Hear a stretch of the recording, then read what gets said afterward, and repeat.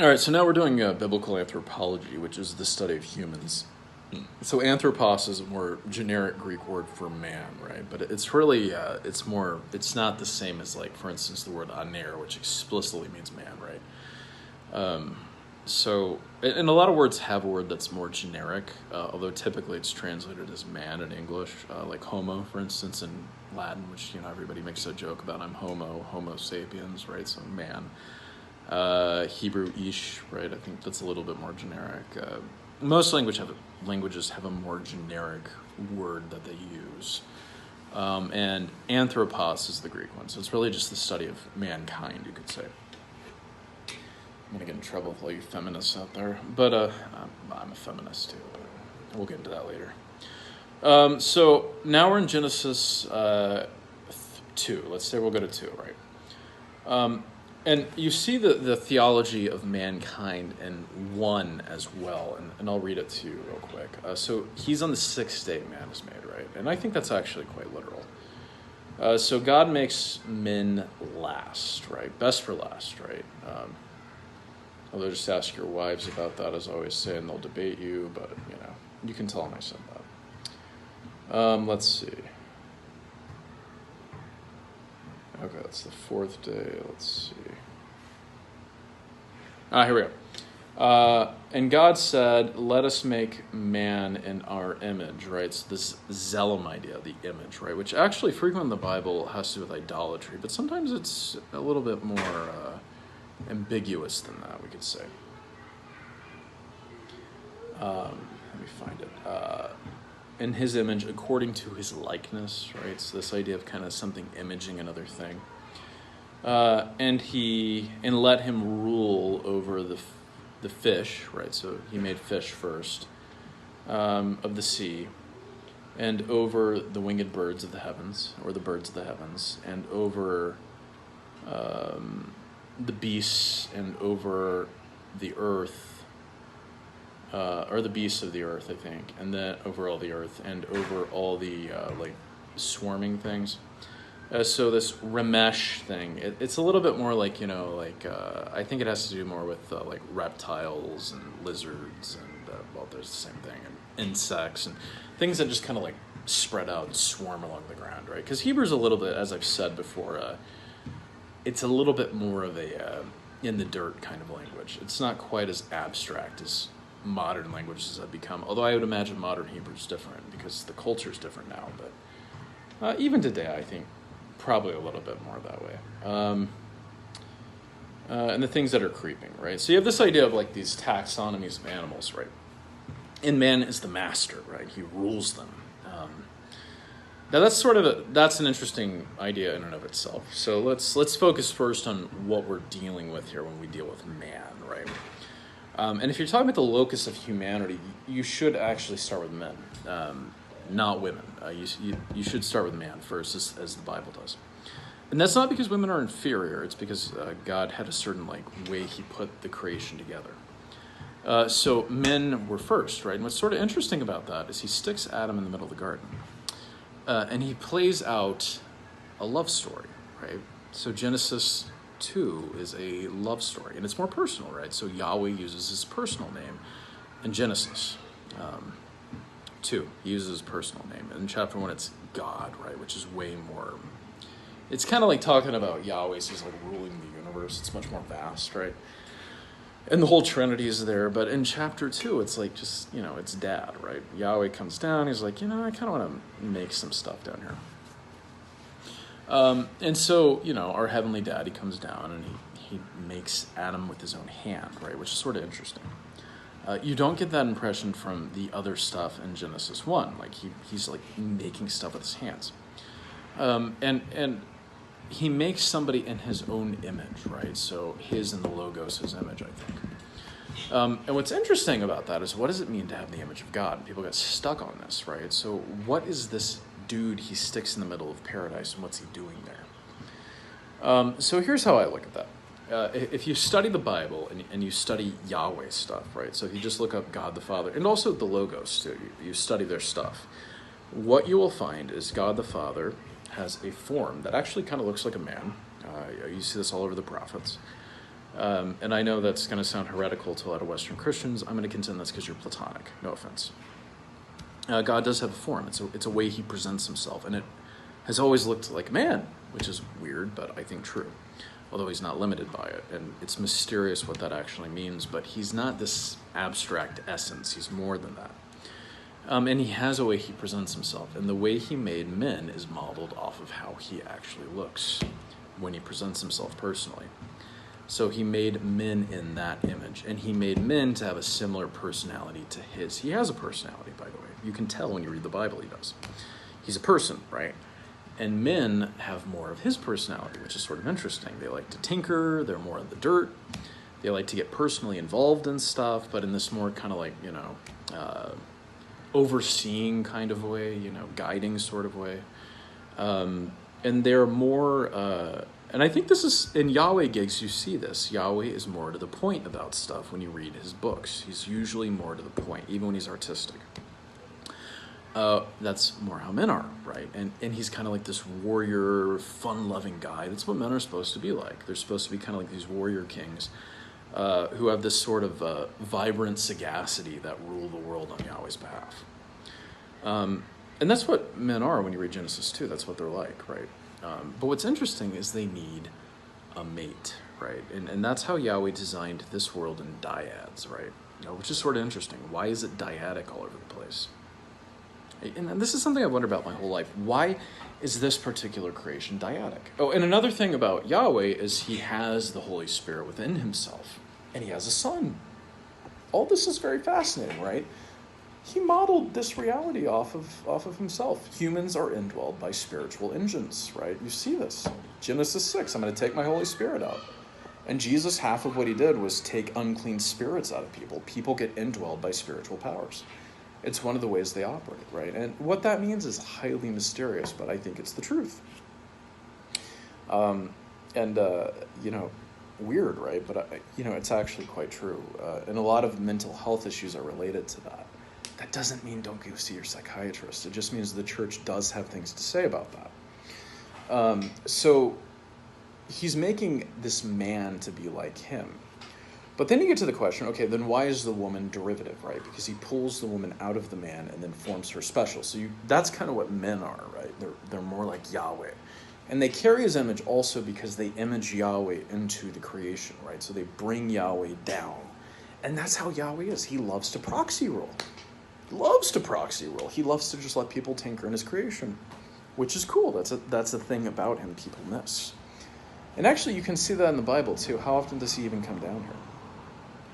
And partially because he's mad at people, but also because he likes to see what people do. He's very curious about his creation.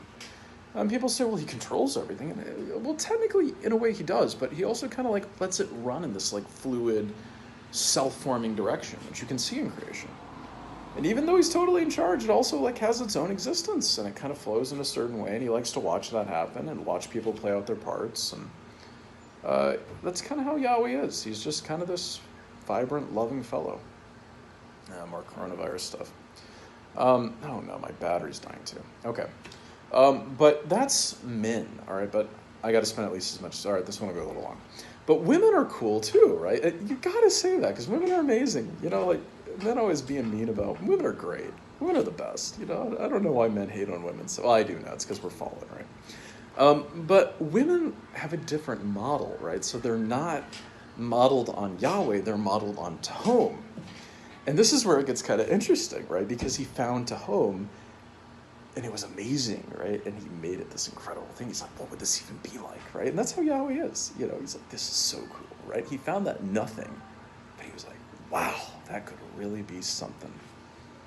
Women are modeled on it, right? And that's why they have this more mysterious, dark, romantic, nurturing presence.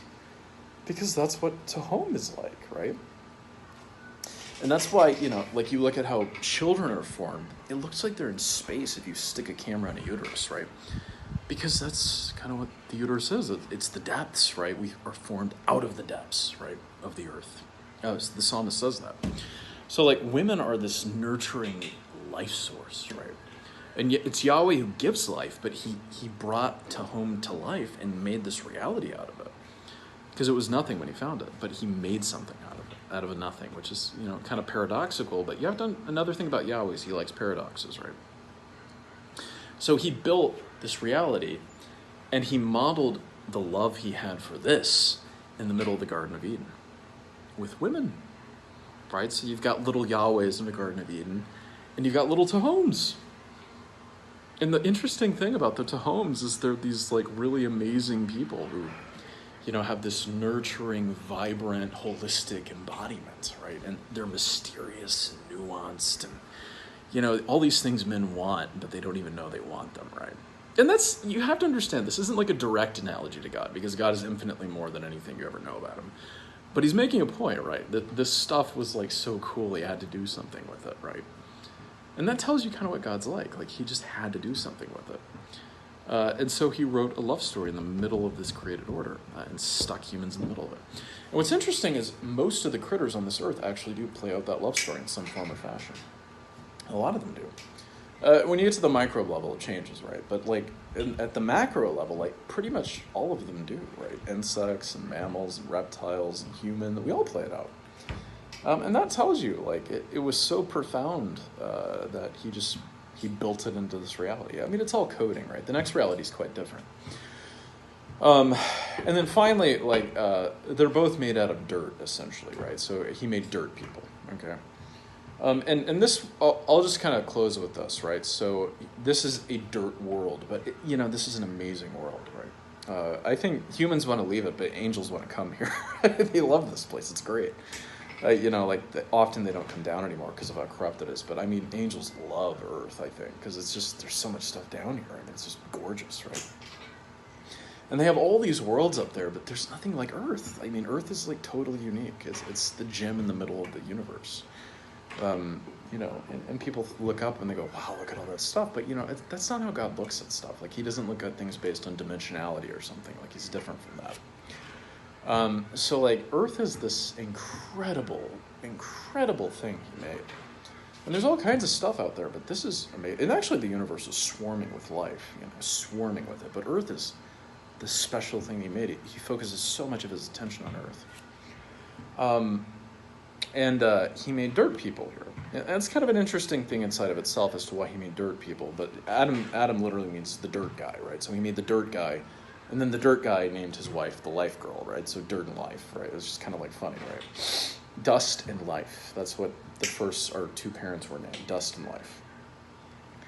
And out of dust and life, he filled this whole earth with this, this kind of love story, essentially. So this actually is a love story you're living in the middle of. It's a sacred love story that Yahweh programmed, thousands of years ago. And it seems old, but it's actually not that old. I mean, he wouldn't have let it run this corrupt for that long. Let's see. So you got Adam and Eve. They're living it out. And they both live out the life of God. And Eve has the image of God too. But she received it by being formed out of man, right? So it's not that she doesn't have the life of God in her, or is it sacred? It's just she's kind of like modeled on a different, different stuff. Women are made of kind of like a different model than men. That doesn't make them inferior. I mean, they're.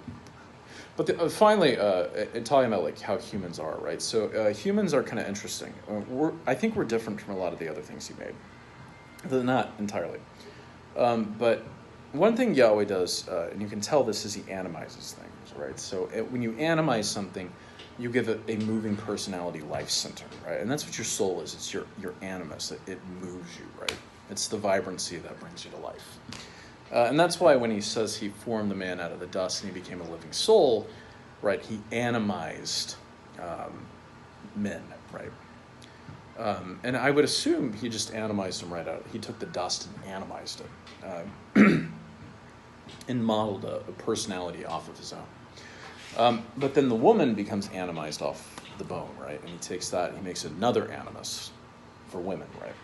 And this is sort of an interesting thing. God can animize stuff. And really that's just like bringing something to life, which is sort of interesting.